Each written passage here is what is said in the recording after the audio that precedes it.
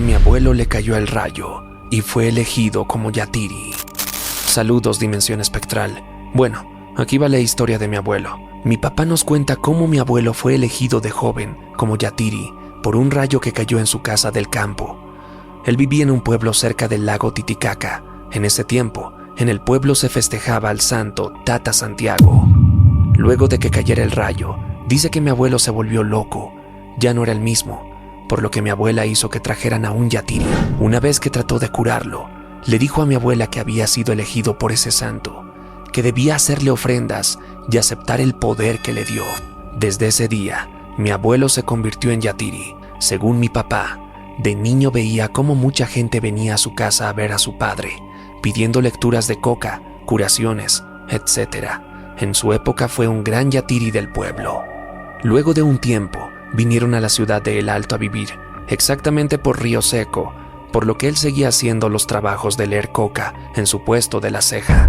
Mi abuelo fue enseñando cómo se hacía ese tipo de trabajos a sus hijos, por lo cual mi papá aprendió, pero a mi mamá nunca le gustó ese tipo de creencias, por eso discutían cuando mi papá trataba de hacer sus ofrendas cada agosto.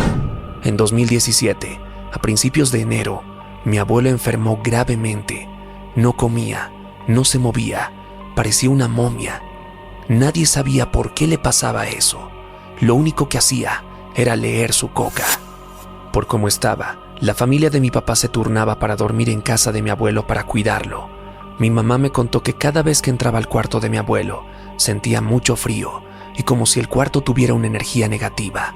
Además, dijo que cuando lo vio, no parecía él. Tenía una mirada tenebrosa. Esa noche, mi papá y mi mamá se quedaron en el mismo cuarto. Mi mamá no logró dormir, ya que dice que mi abuelo la veía con unos ojos de maldad. Literalmente, no dejaba de mirar hacia la dirección donde estaban ellos dos. Unos días después, mi mamá se encontró con mi prima. Ella le contó que le había preguntado a mi abuelo por qué seguía viendo la coca, a lo que él contestó que tenía que seguir leyendo porque las personas a su alrededor se lo pedían y si no lo hacía, lo convertirían en polvo. Pero no había nadie a su alrededor, por eso él tenía miedo y tenía que seguir leyendo la coca y hacer sus ofrendas. En ese mismo año, justamente el 8 de agosto, mi abuelo murió.